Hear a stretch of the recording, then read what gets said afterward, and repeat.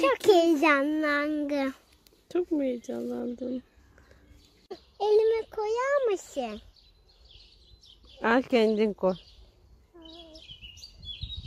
Alamam. Alabilirsin. Ama yapışmış.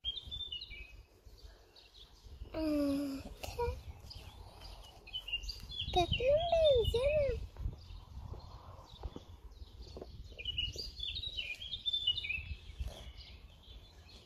Güzel mi?